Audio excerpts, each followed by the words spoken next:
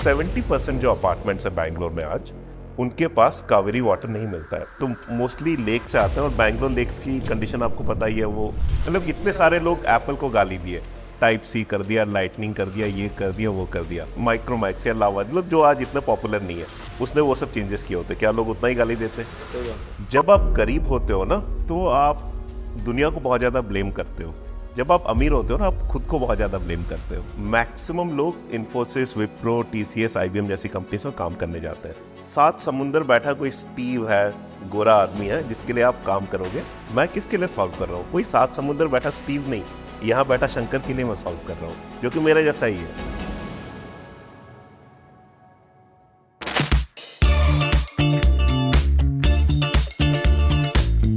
नमस्कार, मेरा नाम मानस है। राउरकेला उड़ीसा से रहने वाला हूँ। मैं बैंगलोर में पिछले 20 साल से रह रहा हूँ। मैं ड्रिंक प्राइम नामक एक कंपनी का फाउंडर हूँ। हमारी कंपनी लोगों को साफ और अच्छा पानी प्रोवाइड करती है। आज 1 लाख से भी ज़्यादा घरों में हमारा वाटर प्योरीफायर यूज़ होता है। हम चाहते हैं कि लोग वाटर कैन इस्तेमाल ना करें, क्योंकि वाटर कैन का पानी में गंदा होता है। वाटर बॉटल्स में जो पानी स्टोर होता है, उसमें पानी में माइक्रोप्लास्टिक्स मिलते हैं। मैं चाहता हूँ कि लोगों के लाइफ में 100 समस्याएं हैं, जिसमें से एक छोटी सी समस्या जो है पीने के पानी की समस्या, वहाँ पे हम अपना योगदान दे सकें उनके लिए, जिससे कि लोगों के पीने के पानी की दिक्कत हम सॉल्व करते हैं। हम एक IoT एनेबल्ड, टेक्नोलॉजिकली इंटरनेट से कनेक्टेड एनेबल्ड एक वाटर प्यूरीफायर लोग के घर पे इंस्टॉल करते हैं, जिसमें कि लोग सिर्फ उतना पैसा देते हैं हमें जितने का वो पानी पिए। बाकी वो डिवाइस का खर्चा, उसको मेंटेन करने का खर्चा, पीरियडिकली फिल्टर रिप्लेस करने का खर्चा। अगर लोग हमारे जैसे लोग बहुत घर चेंज करते, रेंट पे रहते, तो जब एक शहर से दूसरे शहर जाते तो एक नया डिवाइस उनके घर पे पहुंचाने का खर्चा, वो सारे खर्चे हम बेयर करते हैं। लोगों को बहुत सिंपल है, वो प्यूरीफायर से जितना पानी आता है बस उनको उसका पैसा देना है, बस यही हम करते हैं। वो कहते हैं सक्सेस की पोशाक मिलती नहीं है मार्केट में, उसको बनानी पड़ती है। सो आपने भी वो किया है। So congratulation to you sir. मतलब 7 साल में आपने you good a tremendous job, और जिस सेक्टर में आप जा रहे हो, so that is a very good thing.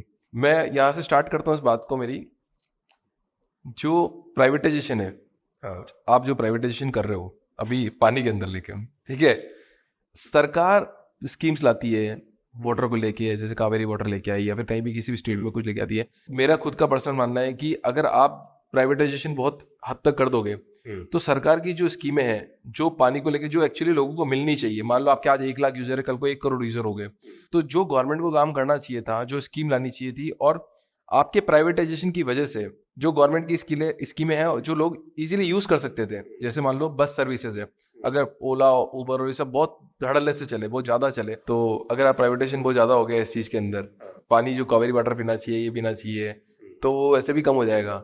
तो इसमें आपका क्या मानना है? क्योंकि आपकी कंपनी अगर मान लो बहुत लॉन्ग टर्म विजन है, तो कैसे लेके जाओगे आप?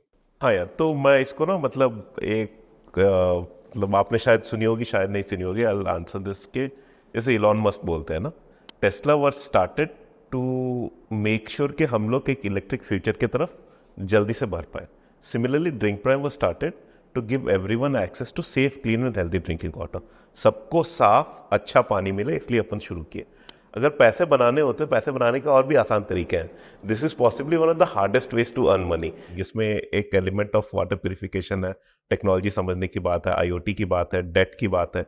बहुत सारा डेट आपको लगाना पड़ता है इसमें। फिर मतलब बहुत सारे मूविंग एलिमेंट्स है, मार्केटिंग है, सेल्स है, ब्रांड है, बहुत सारे मूविंग एलिमेंट्स है। नहीं, तो आप ये बात बोल रहे हो ना कि जो सेफ, क्लीन और ड्रिंक अच्छा वाटर मिलना चाहिए, तो मेरा तो एक सवाल और यहाँ पे खड़ा हो जाता है कि मैं खुद मेरी बात करूँ अगर, तो मेरे जैसे करोड़ों लोग होंगे, ठीक है, मैं नॉर्मल एक आदमी की बात कर रहा हूँ। तो मैं बात कर रहा हूँ कि मैं आज 35 साल का हूँ, और मैं 6 साल पहले ही बैंगलोर आया हूँ, और मैंने अब जाके कुछ वाटर प्यूरीफायर लगाया है। 25 साल 30 साल तक मैंने सिर्फ पानी छान के पिया है। जो आता था वो आता था, पानी आता था, डैम से पानी आता था, उसको आप छानते और पीते हो। मुझे तो आज तक कुछ नहीं हुआ।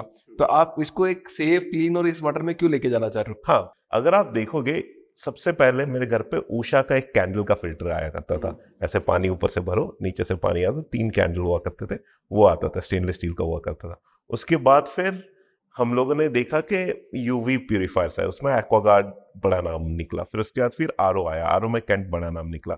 फिर आरओ प्लस यूवी आया, उसमें वही एक्वागार्ड और कैंट आ गया, और वगैरह वगैरह आ गया। अगर आप देखोगे अलग अलग टाइम्स में अलग अलग टेक्नोलॉजी क्यों निकल रही है, उसका कारण ये है कि हमारी जो एक्सेस, जो नल से पानी खोलते हैं ना, उसकी क्वालिटी साल दर साल डिटोरिएट करते जा रही है। मतलब एक, हाँ बिल्कुल, तो 70% जो अपार्टमेंट्स है बैंगलोर में आज, उनके पास कावेरी वाटर नहीं मिलता है। जब मैं बड़े अपार्टमेंट्स की बात करता हूँ, जितने बिल्डर्स जिसके एड्स वगैरह आप देखते हो रास्ते पे, 70% ऑफ दोज अपार्टमेंट्स आज गवर्नमेंट पानी नहीं सप्लाई कर पाती है, वो रिलायंट है वाटर टैंकर पे। अब मैं एक बात आपको बोलता हूँ, वाटर टैंकर का पानी आता कहाँ से? अब कल की बात बता रहा हूँ, हमारे ऑफिस के जस्ट बाजू में एक जन बोरवेल खोज रहे थे। हम लोग जब छोटे थे तब हम लोग सुनते थे कि 200 फीट, 250 फीट, 300 फीट में पानी आने लगा है। आजकल 600 फीट के अंदर भी बेंगलोर के बहुत सारे इलाके हैं जहाँ 600 फीट खोदने के बाद भी आपको पानी नहीं मिलता। ये तो सालों से, सदियों से बात चली आ रही है कि पानी कम है। आज से अगर अपन महाभारत भी देखते हैं या फिर शिव पुराण भी देखते हैं, तो ये तो सदियों से चला आ रहा है कि कहीं पे पानी होता है, कहीं पे नहीं होता है, कहीं पे 600 फीट पे आएगा, कहीं पे 200 फीट पे आएगा। आज नहीं तो ये तो बरसों तक ये सेम चीज़ चलती रहेगी। कुछ इलाके बेंगलोर के सूख जाएंगे, कहीं अपनी पब्लिक नई जगह पे जाएगी। हाँ, बट अगर आप देखो जो कॉन्सेंट्रेशन ऑफ लोग है, मतलब बैंगलोर की अगर आप ज्योग्राफी देखो, एक 20 किलोमीटर 30 किलोमीटर स्क्वायर में 1.2 1 से 1.5 करोड़ लोग, एक 1.2 टू 1.5 करोड़ लोग एक छोटे कॉन्सेंट्रेशन में रहते हैं। इसका जो पानी का जो सोर्स है उसमें सफिशिएंट नहीं होगा ना, जो भी जमीन से निकलेगा। पुरानी बात, मतलब पहली बात पे आता हूँ कि 70% लोग आज मतलब जगह पे गवर्नमेंट वाटर कनेक्शन नहीं है। वो क्या इस्तेमाल करते हैं? मोस्टली वो लोग वाटर टैंकर यूज। आप जो अपार्टमेंट में रहते होगे वहाँ आप पूछ के देखिएगा, जो सोर्स है पानी का वो वाटर टैंकर होगा। आप कोई IT पार्क में जाते से, अभी हम IT पार्क में बैठे हैं, शाम के टाइम पे, सवेरे टाइम पे लाइन से टैंकर आते जाते हैं। ऑलमोस्ट आधे टैंकर का पानी आता है। आप देखते हो कि बहुत सारा बॉटल वाटर, मिनरल वाटर बिकता है। मिनरल वाटर जब बिकता है वो एक प्रोसेस होता है, RO के थ्रू मिनरल वाटर बनता है। जब RO के थ्रू पानी बनता है तो 1 लीटर साफ पानी के लिए 3 लीटर पानी वेस्ट होता है। जो प्लांट्स बनाते हैं RO का पानी बेचते हैं, बॉटल वाटर बेचते हैं, वो प्लांट का रिजेक्ट वाटर टैंकर्स आके लेके आते हैं। मतलब मेरे को नहीं लगता कि इतना पानी वेस्टेज होता होगा जिससे कि टैंकर्स के टैंकर जाते होंगे। हाँ, इससे पहले हमारा बिजनेस क्या था? इससे पहले हमारा बिजनेस था, हमने शुरू किया था हमारा बिजनेस। मतलब आपको थोड़ा सा मैं बताता हूँ ये सब मुझे क्यों पता है और मैं क्यों क्लेम कर सकता हूँ, क्योंकि हमने शुरू किया था with a simple app called water वाला। कंपनी का नाम आज भी वाटर वाला है, ब्रांड का नेम ड्रिंक प्राइम है। वाटर वाला क्यों? क्योंकि हमें वाटर कैन पाने में बड़ी दिक्कत होती थी। मैं और मेरा को-फाउंडर जो मेरा रूममेट था उस टाइम पे, हमें वाटर कैन से बड़ी मतलब कभी कैन टाइम पे नहीं आती थी, कभी कैन गंदी रहती थी, कभी कैन के अंदर कुछ फ्लोटिंग पार्टिकल्स वगैरह नजर आते थे। तो वाटर कैन में बड़ी दिक्कत होती। तो हमने सोचा कि यार इसको क्या है, इसका इकोसिस्टम एक बार समझ के देखते हैं। हमने जब सर्वे किया, देखा कि 10 में से उस टाइम पे 8 वाटर कैन ऐसे थे बैंगलोर में जो कि गवर्नमेंट के BIS और ISI अप्रूव नॉर्म्स पास ही नहीं करते थे। उनके पास BIS ISI सर्टिफिकेशन होती नहीं थी। तो माफिया बोल सकते हैं आप इन लोगों को। एक तरीके से मतलब उतना नेक्सस था नहीं, बट जस्ट दैट लोगों को जरूरत थी, जिनके पास कैपिटल थे वो अपना RO प्लांट लगाते थे, पानी बेचना स्टार्ट करते थे, राइट। तो वहां से हमारी शुरुआत थी।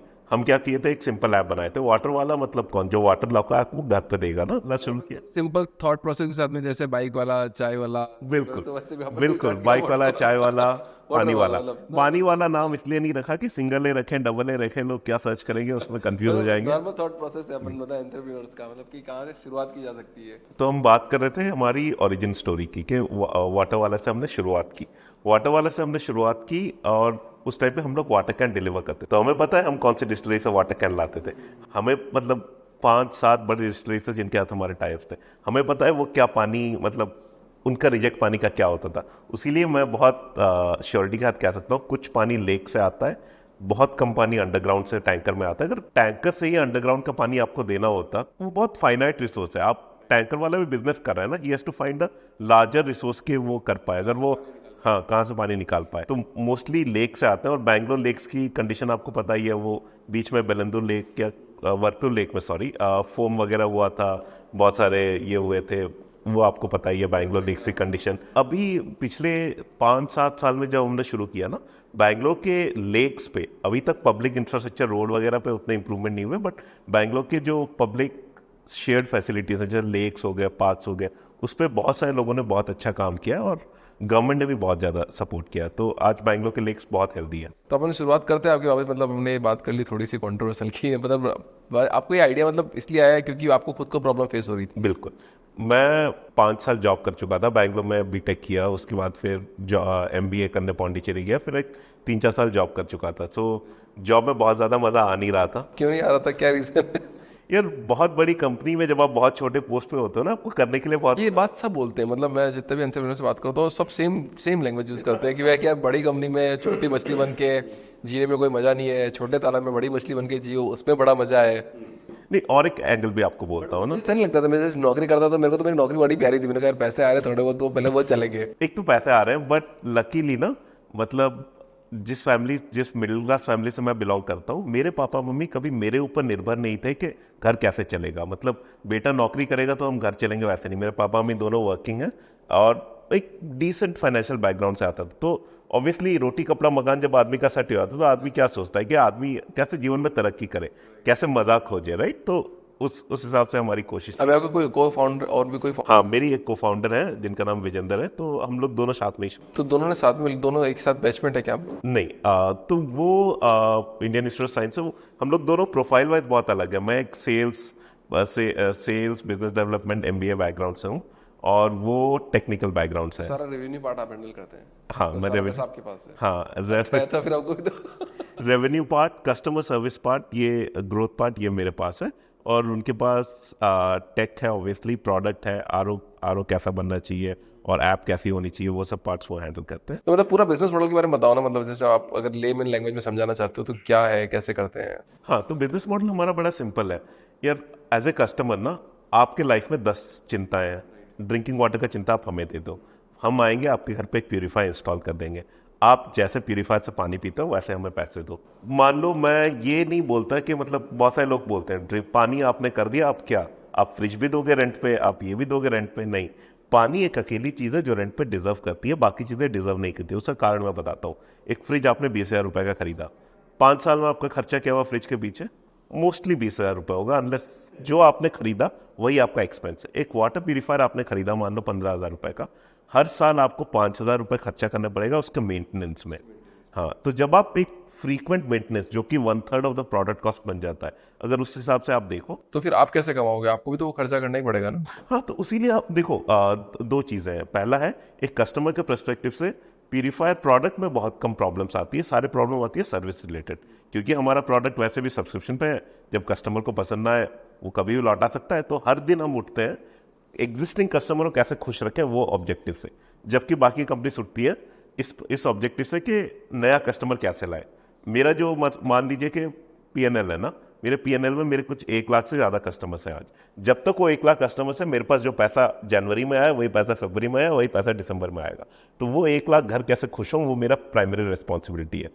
और जहाँ रही बात नए कस्टमर्स की, आज के दिन में 50% ऑफ जो नए कस्टमर्स हमारे पास आते हैं वो रेफरल के थ्रू आते हैं, क्योंकि एग्जिस्टिंग बंदों को आप खुश रखोगे तो आपका बिजनेस वैसे भी हेल्दी रहेगा और बिजनेस ग्रोइंग भी रहेगा, क्योंकि वो अपने दोस्त यार को बताएंगे और एक से दूसरा, दूसरे से तीसरा, ऐसे नाम बढ़ते बढ़ते हम बड़े होंगे। तो मेरे को एक बात बताओ, जैसे मैं आपका कस्टमर हूँ, अब मैं पानी की सर्विस ले रहा हूँ, मंथली रिचार्ज करते जा रहा हूँ, तो मेरे को तो प्रॉब्लम कुछ आएगी नहीं, तो आप मेरे को खुश कैसे रखोगे? हाँ, तो देखिए, 2-3 चीज़ है। पहला है, जब आपको प्रॉब्लम आती है, पानी एक ऐसी चीज़ है जिसमें आप मतलब 2 दिन 3 दिन इंतज़ार करना, इवन 12 घंटे 24 घंटे में इंतज़ार करना बहुत मुश्किल होता है, क्योंकि आप घर पे करोगे क्या, मतलब बिना पानी के, राइट। तो हमारी सर्विस नेटवर्क जो है वो हमारी ओन्ड है, कोई फ्रेंचाइजी नहीं है, किसी को आउटसोर्स किया हुआ नहीं है। जितने टेक्नीशियंस हैं हम सब उनसे मिलते हैं, हम उनको ट्रेनिंग खुद से कराते हैं, एंड वो हमारे तरफ से, उनका primary source of income drink prime ही है। आप ये कहना चाह रहे हो कि जब तो वाटर टैंक, और आजकल तो बिल्डिंग में पानी खत्म हो जाता है ऊपर, उसके चांसेस ना फिर भी 2-3 घंटे की जो बात है ना, उसके लिए वाटर प्यूरीफायर में है ना 10 लीटर का स्टोरेज टैंक है।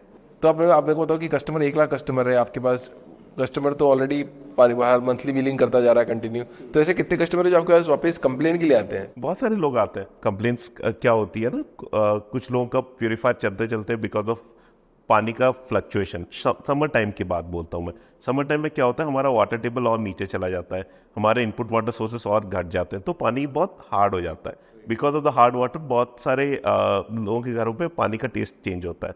तो पानी का टेस्ट चेंज होता है तो बहुत सारे लोग उस तरह की कंप्लेंट करते हैं। कभी कभी हमारा बॉट वगैरह या बाकी चीज़ें भी फेल करती है, तो उसके लिए भी कंप्लेंट आती है। सब्सक्रिप्शन मॉडल आप बना रहे हो, तो लॉन्गेटिविटी में अगर बात की जाए लॉन्ग रन में, तो कस्टमर को तो बाउंड हो जाता है ना कि यार मतलब आपकी सर्विस पर डिपेंडेंट हो गया वो, कि अगर आपकी सर्विस उसको नहीं मिली तो सर्वाइव नहीं कर पाएगा वो। अगर आप खरीदोगे तो आप ज़्यादा बाउंड हो ना, क्योंकि मान लीजिए आपने एक 15,000 का प्यूरीफायर खरीदा, अब जैसे इनको सर्विस मिली, उनको नहीं मिली, दोनों एक बार इन्वेस्ट कर लिए, तब तो वही ब्रांड को ही गाली दोगे, वही ब्रांड का ही प्रोडक्ट यूज़ करोगे। हमारे केस में अगर हमारी सर्विस हिलती है तो कस्टमर छोड़ के जा भी सकता है, और कुछ लोग जाते भी हैं। हम भी भगवान नहीं है कि सारे कस्टमर्स को खुश रख पाए, हम ट्राई करते हैं पूरा, बट कुछ हिस्सा हमारे लोगों का सर्विस रिलेटेड इश्यूज की वजह से भी है। बातें तो इंटरेस्टिंग है सर। बताओ ये माइंडसेट आपके पास कैसा है एंटरप्रेन्योर, मतलब आपने बोला कुछ और करने का, बट कुछ आपकी कोई फैमिली बैकग्राउंड ऐसा था मैं एक बात बताता हूँ ना, मैं टिपिकली एक इंजीनियरिंग कॉलेज से पढ़ा हुआ हूँ ना।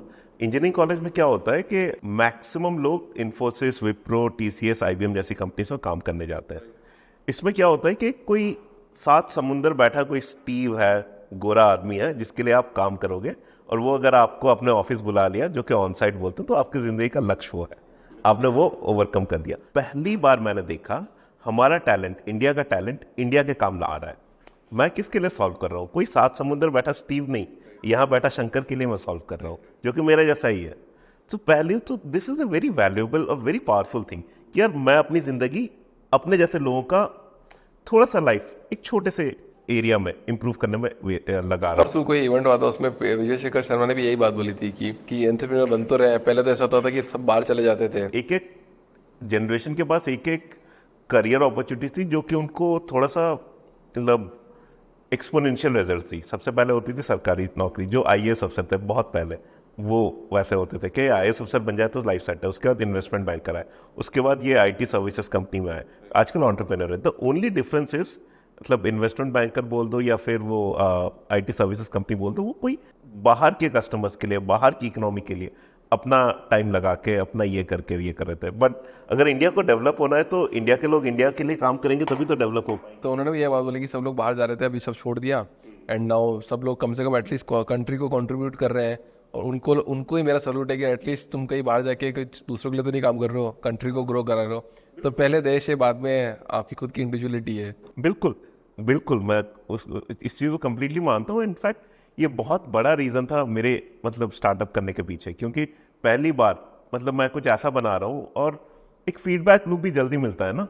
शंकर है वो बता देगा भाई चल रहा है नहीं चल रहा है, बेकार बनाया अच्छा बनाया। स्टीव है उसके पास मीटिंग करो, ये करो वो करो, फिर उसके कल्चरल नुआंसेस हमारे कल्चरल नुआंसेस बहुत अलग है, समझ में नहीं आएगा ना क्या बना रहे हो। फिर उसको जो चाहिए बस वो बनाते जाओ। इस हिसाब से अपने लोगों के लिए जब काम करते हो तो उसमें मज़ा भी आता है। बड़ा मजा आता है लोगों को। कोई ऐसे कस्टमर भी, गाली देने वाले कस्टमर भी मिले क्या आपको कुछ? बहुत सारे लोग गाली देते हैं बहुत सारे क्या लोग बोलते हैं आपको? यार कस्टमर मतलब लकीली एंड अनलकीली हमारे कस्टमर्स जो है ना बहुत इन्वॉल्व है हमारे प्रोडक्ट से।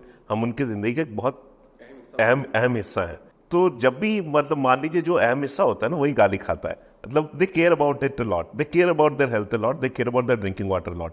आप मान लीजिए मेरा एक टेक्नीशियन निकला है आपके घर के लिए, कुछ हो गया, उसकी बाइक की एक्सीडेंट हो गई, आपको ऑलमोस्ट लगभग 24 घंटे लग गए बिना पानी के। आप ऑब्वियसली जहाँ मौका मिलेगा ये ड्रिंक पानी वाले चोर हैं करके आप 2 जगह लिख दोगे। मेरे को भी बहुत मिला कि रेड कोट वाला कौन है, चोर है, किसी को ऐसे लिख देते हैं। मतलब कुछ भी लिख रहे कस्टमर, मतलब उनको पता नहीं चल रहा कि ये लिख रहे हैं। नहीं, it is because they care about it, they care about. मतलब गाली किसको देते हो आप? जिसके बारे में आप केयर करते हो ना। गाली भी एक एंटरप्रेन्योर के लिए अच्छी बात है, स्पेशली कस्टमर्स जब गाली दे, दैट मीन्स कि कस्टमर्स आपके प्रोडक्ट के लिए केयर करते हैं, आपके लिए केयर करते हैं। हाँ, मतलब उनको या तो प्रोडक्ट में कुछ चाहिए होता है कि मेरे को दो, तभी तो वो गाली देता है बार बार। अपन अमेजोन पे शायद मैंने कभी ये माइंडसेट ऐसा सोचा नहीं, आज मुझे भी लर्निंग मिली है कि ऐसा भी माइंडसेट होता है कि नहीं। क्योंकि मैं भी जब कोई प्रोडक्ट अमेजोन से मंगाता हूँ या कुछ करता हूँ और वो मेरे को प्रोडक्ट चाहिए होता है, उसमें कुछ खराबी हो जाती है तो मैं भी गाली देता हूँ उसको, और मेरे को प्रोडक्ट तो सही करा के दे यार, मेरे को चाहिए प्रोडक्ट यार ये। मतलब इतने सारे लोग एप्पल को गाली दिए, टाइप सी कर दिया, लाइटनिंग कर दिया, ये कर दिया वो कर दिया। बट मान लीजिए एक अननोन फ़ोन कंपनी, मुझे याद नहीं आ रहा, जैसे माइक्रोमैक्स या लावा, मतलब जो आज इतना पॉपुलर नहीं है, उसने वो सब चेंजेस किए होते, क्या लोग उतना ही गाली देते? नहीं, वो दूसरा वाला ब्रांड खरीद लेते। सही बात है। जिसको गाली पड़ती है because people love that brand. मतलब गाली एक तरीके से प्यार ही होता है, आप समझ के देखिए एंटरप्रेन्योर। नहीं, बहुत अच्छी बात है। तो आपकी फैमिली में कोई भी बिजनेस माइंडसेट से नहीं आता? नहीं, कोई भी बिजनेस माइंडसेट नहीं आता। मेरे पापा लॉयर हैं, मेरी मम्मी टीचर हैं, और मेरी पूरी फैमिली बोलता हूँ कि डॉक्टर लॉयर और इंजीनियर से भरी पड़ी है। जैसे कुछ अलग लीगलिटी लगती है कि इसमें कि आप ये बिजनेस स्टार्ट कर रहे हो कि ये इंडिया में लीगल है, करना चाहिए, नहीं कर सकते, क्योंकि आप ये कर रहे हो, प्यूरीफाइंग कर रहे हो, राइट? और जो भी माफिया लोग हमारे हैं जो पानी का टैंकर वगैरह लेके आ रहे हैं, तो उसको और बढ़ावा मिल रहा है कि यार अच्छा है प्यूरीफायर लगा हुआ है तो हम दूसरा बिस्लरी का वाटर, ये वाटर नहीं लेके आएंगे, यही भरा जाएगा। जब शुरू किया था तो हमें भी डर लगा था। हाँ, डर लगा था, क्योंकि हमने शुरू तो वाटर कैन से ही किया था ना। आप माफिया से मत खरीदो, हमसे खरीदो ना।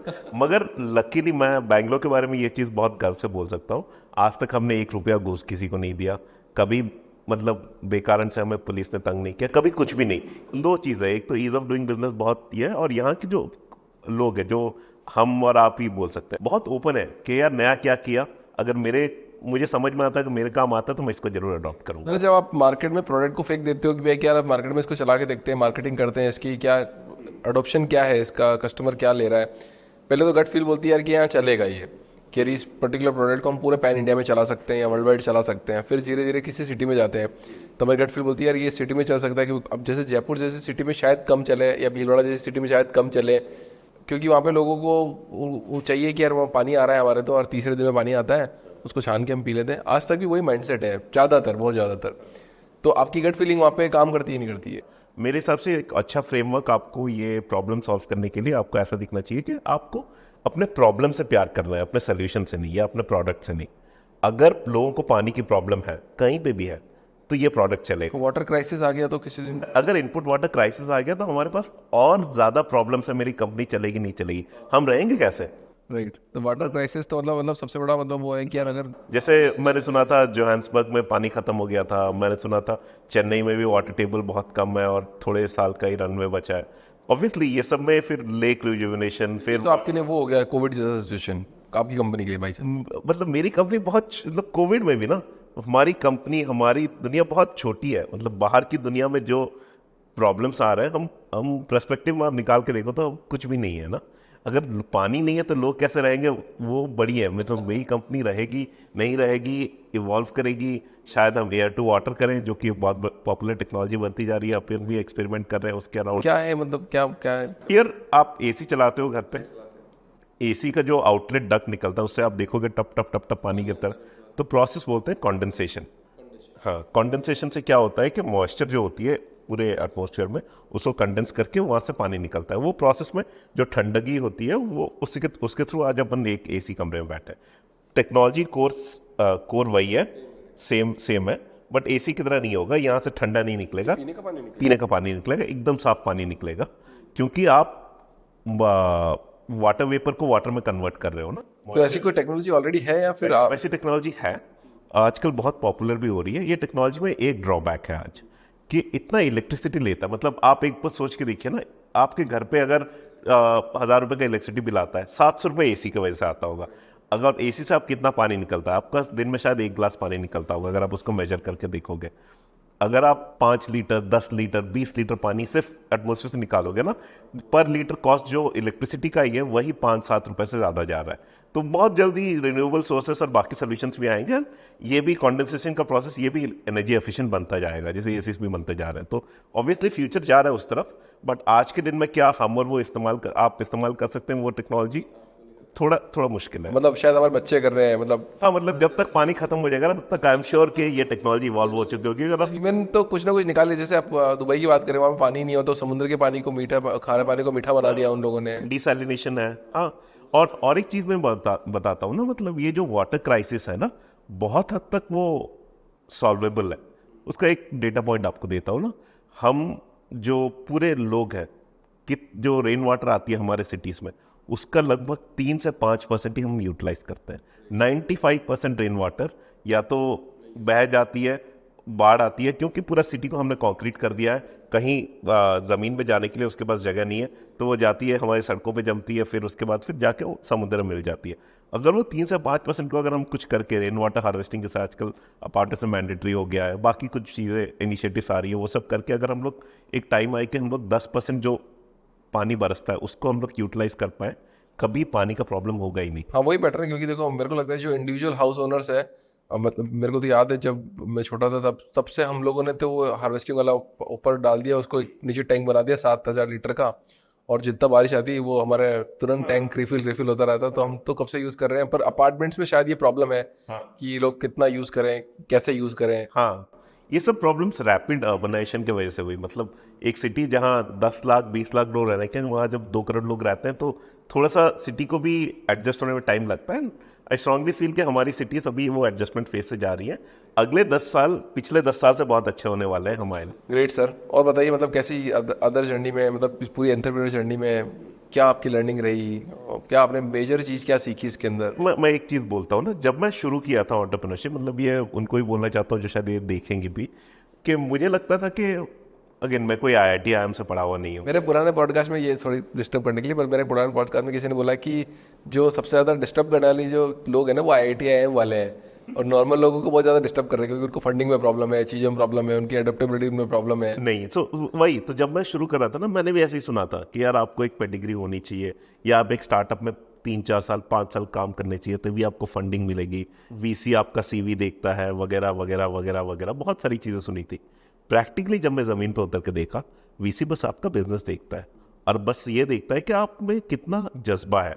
मतलब द फर्स्ट थिंग इज आपका बिजनेस चले, दूसरी चीज़ है कि अगर नहीं चला because of what ever reason, क्या आप में वो है कि आप 2 साल 3 साल 5 साल 10 साल 15 साल उसमें फाइट मारोगे, बजाय इसके कि पहली बार कुछ होता है तो छोड़ के चले जाओगे। इनफैक्ट IIT IIM के जो दोस्त यार थे जिन्होंने शुरू किया था, उन पर और एक चीज़ भी है, उनकी सैलरीज बहुत हाई होती हैं। तो क्या होती है कि 1 साल 2 साल तनख्वाह तो मिलती नहीं है, या मिलती है तो भी बहुत कम मिलती है, तो 1-2 साल जब नहीं चलता है ना, तब उनका अपॉर्चुनिटी कॉस्ट उनको लगने लगता है कि यार मैं जॉब कर रहा होता तो शायद मैं 50 लाख अब तक कमा लेता, सेव कर लेता, कुछ भी ना।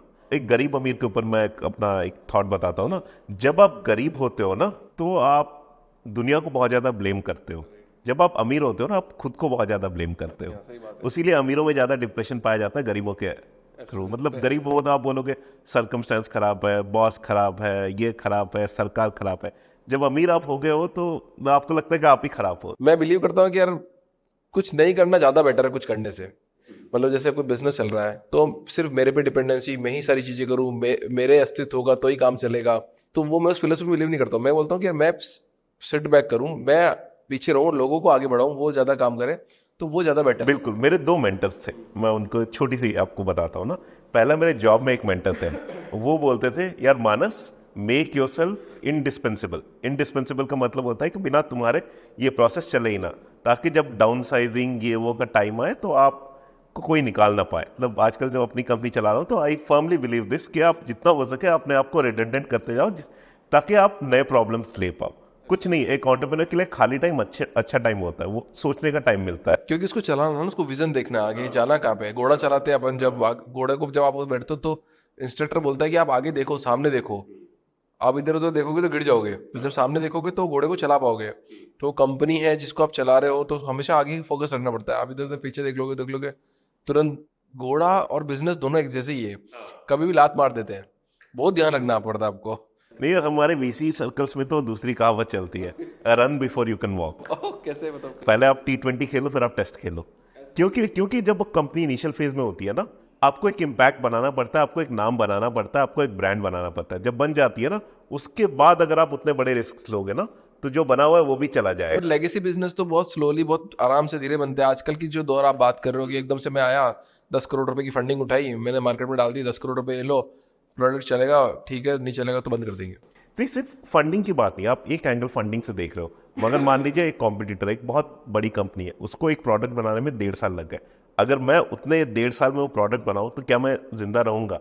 मुझे शायद 15 दिन लगने चाहिए, मुझे शायद 1 महीना लगना चाहिए। मैं उस हिसाब से फास्ट की बात। पीटी क्यों कर रहे हो? आज मैं मेरी बात करूँ, अगर मैं जैसे मैं इन्फ्लुएंसर मार्केटिंग की एजेंसी चलाता हूँ, मेरे को तो इन्फ्लुएंसर मार्केटिंग पता भी नहीं थी होती क्या है। और दूसरी चीज़ मेरे को ये पता नहीं था कितने कॉम्पिटिटर है। जब मैं बाद में आज 2 साल तक मैंने कभी कोई कॉम्पिटिटर का नाम नहीं देखा, कुछ नहीं देखा। आफ्टर 2 ईयर मैंने देखा कि there are 250 competitors in India जो कि इन्फ्लुएंसर मार्केटिंग एजेंसी रन करते हैं। मेरे को आज पता चल रहा है आफ्टर 2 ईयर। बट मैंने मेरा खुद का स्पेस बनाया, खुद ही चीज़ें करी, खुद ही आगे बढ़ता गया, और मेरे को पता भी नहीं मैं उनसे लोगों से आगे निकल गया।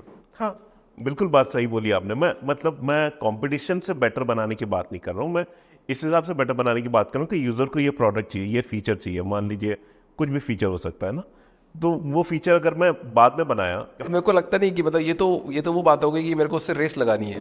नहीं, मेरे को मेरे कस्टमर के लिए रेस लगानी है। मेरे कस्टमर को जो चाहिए मेरे को वहाँ सबसे पहले पहुँचना है। कोई और कुछ बनाए, कोई और कुछ करे, मेरे को कोई फर्क नहीं पड़ता। कितने लोग बोले हमें ये हो नहीं सकता। कोई एक सॉलिड कोटेशन नए एंटरप्रेन्योर्स के लिए। मैं वही बोलना चाहूँगा कि आप एंटरप्रेन्योरशिप का बेसिस होता है प्रॉब्लम। आप एक प्रॉब्लम को समझिए, प्रॉब्लम से प्यार करिए, प्रॉब्लम के बारे में और समझिए। जब आप प्रॉब्लम को समझ जाते हो ना, तो सोल्यूशंस आपके चेंज हो सकते हैं। बट प्रॉब्लम अगर आप सही पकड़े हो तो आप कुछ ना कुछ सोल्यूशन इवॉल्व कर लोगे, जिसके थ्रू के आपकी कंपनी बन जाएगी। अब मुझसे कुछ 2 क्वेश्चन पूछो आप। आप मुझे बताइए, आप मतलब ये जो आपकी जो बिजनेस है जो आज बहुत बड़ी स्केल पे हो गई है, मतलब मेरे हिसाब से हमारी बिजनेस से ज़्यादा रेवेन्यू करती है तो बड़ी स्केल पे ही है, तो ये जर्नी कैसी रही आपकी? मेरी जर्नी बहुत पेनफुल रही, खतरनाक। मतलब कितने साल लग गए आपको? एक सिक्का जब आप उछालते हो ना, तो 10 बार एक काउंट ले लो कि 10 बार आप सिक्का उछाल रहे हो, तो ना तो 10 बार टेल आएगा ना 10 बार हेड आएगा, राइट? या उसमें से एक मौका ऐसा होगा, या तो एक बार टेल आएगा या एक बार हेड आएगा। तो यूनिवर्स भी आपको बोल रहा है कि एक मौका तो आपको दे रहा है, पर आपको 10 बार ट्राई करना पड़ेगा। मेरे लिए वो मौका 10th टाइम पे था। मतलब मैंने 10 बिजनेस ऑलरेडी किए 2010 से लेकर 2020, मेरे कोई बिजनेस नहीं चले। ये आप 3 साल में इतने दूर पहुंचे हो? 2 साल में बेसिकली मैं Very impressive, yeah. 21 जैन में मैं इस बिजनेस में फुल टाइम घुसा था, तो जैसे इम्प्लीमेंट करी वो तुरंत स्किल करी है। बिल्कुल, हमारे साथ भी ऐसे ही हुआ था। मतलब कितने सारे लोगों से ना सुनते सुनते सुनते सुनते एक टाइम आया जब लोग हाँ बोलना चालू किए। तो पहले यही होता है ना कि मतलब पहले कस्टमर हमेशा ना ना ना ना ना ना, फिर हाँ हाँ हाँ हाँ। पहले लड़की देखने जाते हैं तो भी होता है कि नहीं ना नुकुर हो रही है, फिर लगता है कि नहीं यार बात करनी चाहिए, तो फिर धीरे धीरे बात आगे बढ़ने लग जाती है। मोस्ट ऑफ द केसेस में ऐसा ही होता है। तो same goes with the business. Amazon सबसे बड़ी इसलिए क्योंकि दे आउटसोर्स क्या आउटसोर्स करते हैं? हर चीज़। उनकी कंपनी की जितनी भी चीज़ें ना मैक्सिमम कस्टमर सपोर्ट को छोड़, कस्टमर सपोर्ट भी आउटसोर्स है, जितना भी कोई भी कुछ बनाना होगा कुछ करना होगा सब आउटसोर्स करते हैं हर कंपनीज को। 2-2 टीम मेंबर रखते हैं, एजेंसी से काम करवाते हैं। इवन आप एप्पल की भी बात करो, उनका भी मैक्सिमम उनके टीम कुक ने भी स्टेटमेंट जारी किया था कि हमारा, जब मैंने ज्वाइन किया था एज ए CEO तो मैंने सारा काम को आउटसोर्स कर दिया रादर देन इन हाउस। क्योंकि बिकॉज एक्सपर्टीज होती है कि यार उस बंदे को पता है कि यार ये कैसे काम करेगा, क्योंकि आपकी एक्सपर्टीज कुछ और है, मेरी एक्सपर्टीज कुछ और है। मैं ड्राइवर हूँ, मान लो आप गाड़ी मेरे को बोलते हो कि यार अभिषेक गाड़ी चला के लेके चल, मेरी एक्सपर्टीज है, तो मैं आपको अच्छे से लेके जाऊँगा और आप आराम से एंजॉय करोगे। और आप गाड़ी चला के लेके जाओगे तो थक जाओगे। तो आपको एजेंसीज ट्राई करनी पड़ती है बहुत सारी कि यार कौन से बंदे से कौन सा बंदा एक्सपर्टीज है। 4 एजेंसी 5 एजेंसी ट्राई करी कि यार ये बंदे से मेरा वाइब मैच कर रहा है, मेरा प्रोडक्ट फिट लाइन है, ना उस पर फोकस करो और दोनों का प्रॉफिटेबिलिटी देखो कैसे, और आगे बढ़ते जाओ। तो ऑटोमेटिकली आपकी टीम, आपका हेडेक खत्म हो गया। क्योंकि वो एजेंसी अगर सही है तो उसको तो वहीं रहना है, पर आपकी जो एम्प्लॉई है वो तो शिफ्ट मारेंगे। कोई मार्केटिंग मैनेजर है, वो आया छोड़ के चला गया, क्या उसने क्या प्लान बनाया क्या नहीं बनाया। तो अमेजोन में और इन सब में क्या होता है कि SOP क्रिएट होती है कि अगर किसी कंपनी को आउटसोर्स कर रहे हैं तो ये अपन काम करना है अपन को, तो बंदा रहे नहीं रहे फर्क नहीं पड़ता। फर्क नहीं पड़ता बिल्कुल भी। सो बेसिकली बस वो 2-3 हैक पता करने होते हैं कि क्या काम कर रहा है, कैसे काम कर रहा है, क्यों करेगा। आज आप कितने इन्फ्लुएंसर के साथ काम करते हो? अभी हम एक्टिवली 5000 इन्फ्लुएंसर के साथ में काम कर रहे हैं। 5000 इन्फ्लुएंसर्स, कितनी बड़ी टीम है आपकी? अभी right now we are 120 people. 120 लोग 5000 लोगों को मैनेज? नहीं, MHS में देर आर 22 members. अच्छा। I have 5 companies right now. I'll tell you about this company. Sir, thank you so much. काफी मजा आया आपके साथ बात करके। बहुत मजा आया अभिषेक, बहुत कुछ सीखा मैंने। नहीं आपसे हम सीख रहे सर, हम सीख आप भी इंजीनियर प्लस MBO, मैं भी इंजीनियरिंग प्लस MBO, कुछ करने की कोशिश कर रहे हैं। कुछ करने की कोशिश कर रहे हैं जिसकी हमें तालीम नहीं मिली थी, तो हाँ सीख रहे हैं।